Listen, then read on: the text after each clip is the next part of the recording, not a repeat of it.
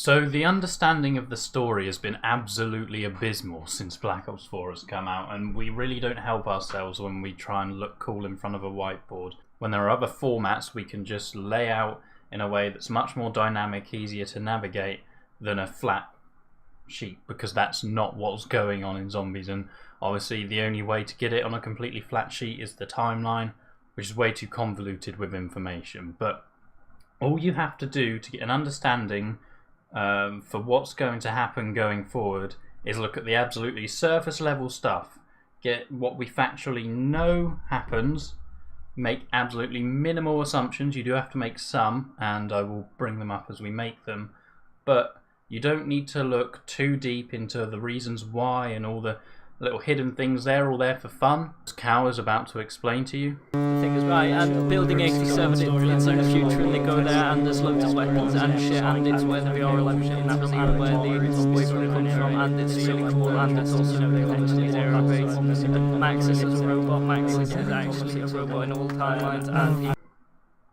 Right, thank you, Cal. But for now, we'll just consider the surface level explanation, and it should present a quite clear picture that we should already have. I'm sure most of you already have it, but let's lay it out nicely to make sure we're all happy going forwards into Nuketown. So, of course, it does in fact start all the way back in World at War. It's not Origins, it's not anything else that's in the beginning. It all does in fact start as it was told to us. 115 meteors are sent to Earth, and then 935 get a hold of them, and Richtofen uses them to build teleporters. He then misuses this teleporter to then send Samantha up to the MPD, and she then takes control of the zombies, as we know.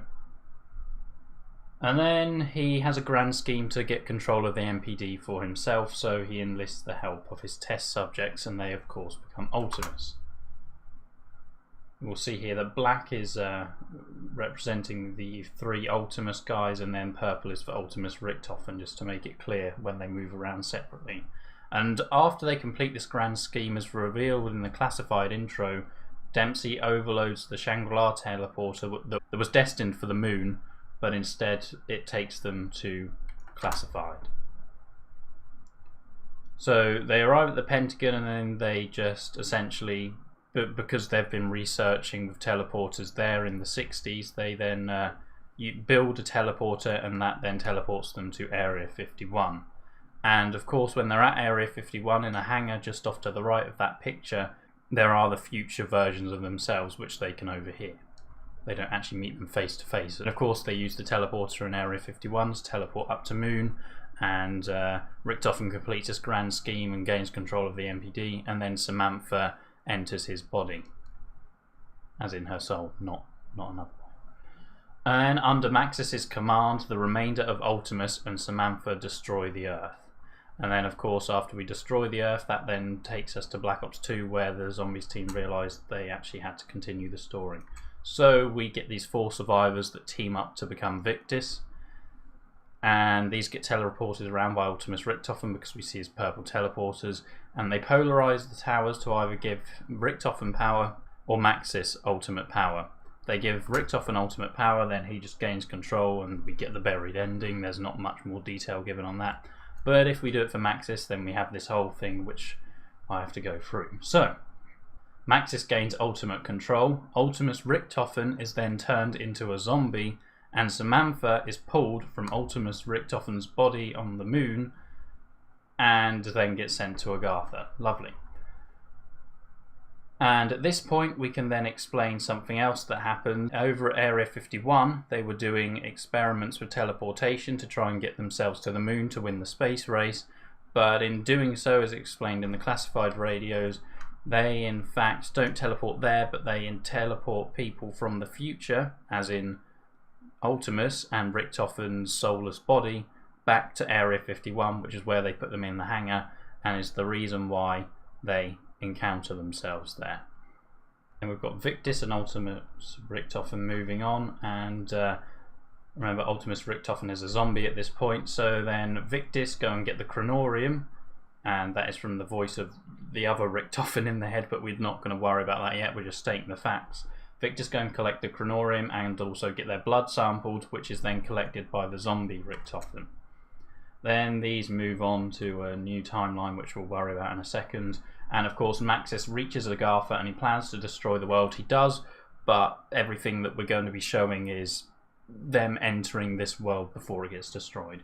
And Samantha sees this as a bad thing, so she reaches out to another dimension for help, and that of course is Dimension 63 of Origins. But in Dimension 63 and this whole other Primis timeline that started with Origins, we've got some other things going on. So we know in Origins there are some statues of Primis which have been built, which means they must have been there before. Why, we don't know yet. Well, we do know yet, but we're not going to get into that just yet. And then obviously Richtofen somehow gets to Alcatraz, and this here is the first assumption we make. Richtofen goes to Alcatraz and gets placed in a cryo chamber for the Blood of the Dead cutscene to happen as it does. But does this happen in the original version of the cycle, where it's what Black Ops 3 happens and Blood of the Dead doesn't happen? Or does he always do this and is just used when the cycle goes wrong? It doesn't necessarily matter. The only way that we know what happens is once we understand the mechanics of the cycle, and we don't know exactly what the difference between Black Ops 3 and Black Ops 4 is, whether it's just one iteration after the other, or whether it's two versions of the same cycle, one going right, one going wrong. And then we can assume here that Primis go on to just sort of naturally die.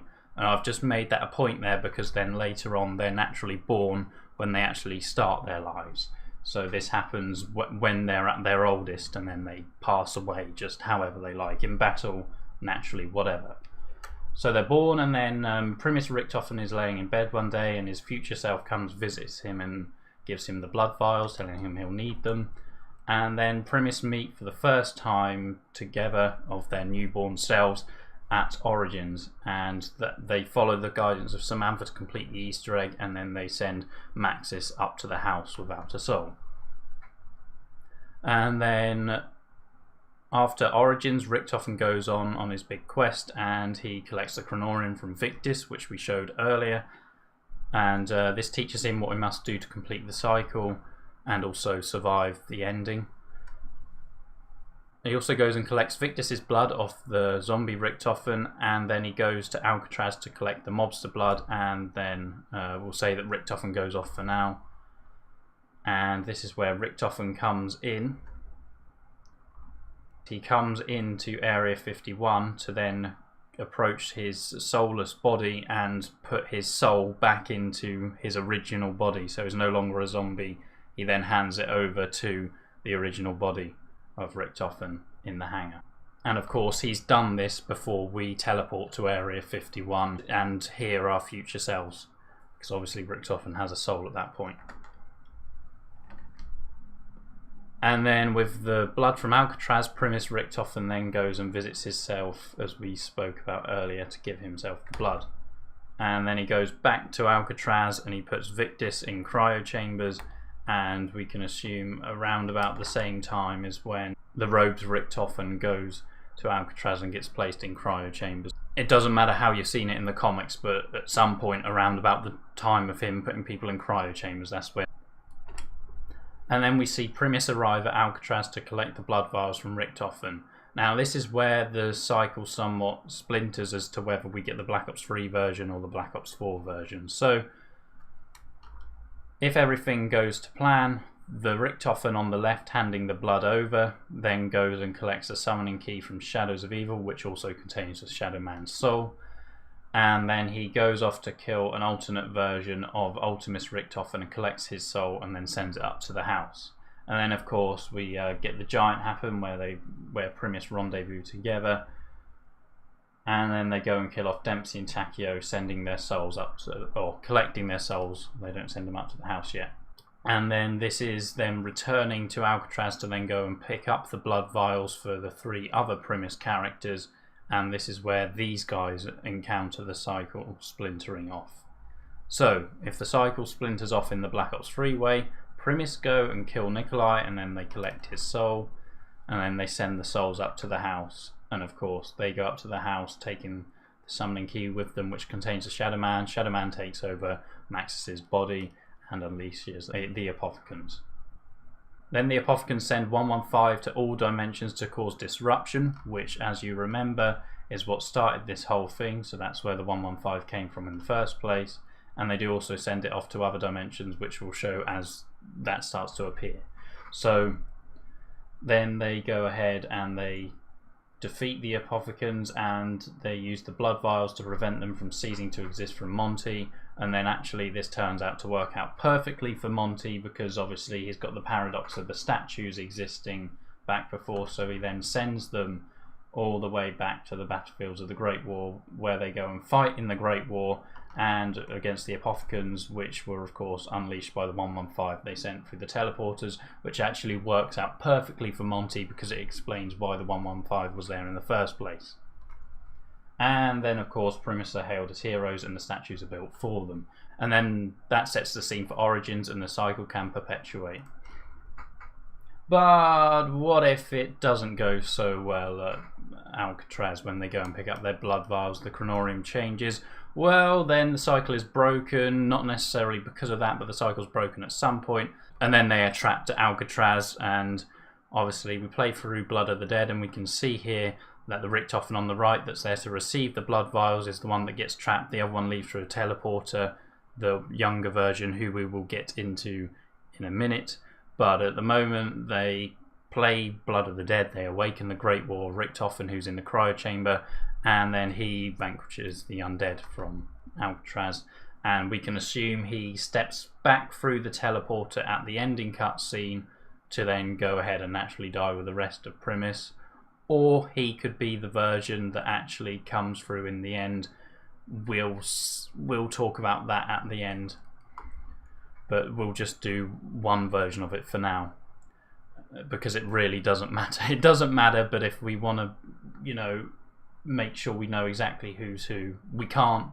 But I'll present to you the different options at the end of this. So Primis Richtofen is left here to die, as we know, and then of course they all leave through teleporters. So we're going to say the 3 Primis characters leave through the teleporters, the robed Richtofen leave through the teleporter to go back and naturally die, and the Primis Richtofen, the younger one from the intro cutscene, then goes through the teleporter we see in the intro cutscene, the one that the older Richtofen throws the chronorium at, but he's already left, and we can assume he teleports to the same place, which is here in Area 51. And then they go and see the older post everything Ultimus crew, the ones who are sitting in the hangar, and they go and pick them up, and then they all head off together into the same teleporter to then go ahead and do what's coming up in what we assume is Nuketown. But the points of contention, let's rewind a little bit. So I made the assumption that in the Blood of the Dead cutscene, the younger Richtofen goes through a teleporter, and then he's the one that comes out in the classified ending cutscene. But it doesn't have to be. This guy can just go through a teleporter, go off and do whatever the hell he wants. He can disappear, he can come back in the fight against Monty, whatever. We're just laying out what happens here. We don't have to paint a perfect picture.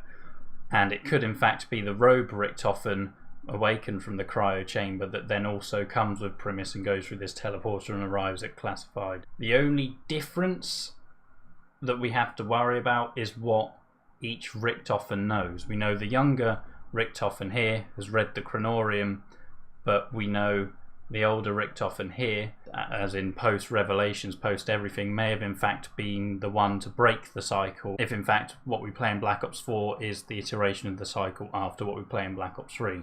It just depends on how the mechanics of the cycle work, which we do not know yet. It would have to be explained to us, but as a whole we've laid out exactly what's going on.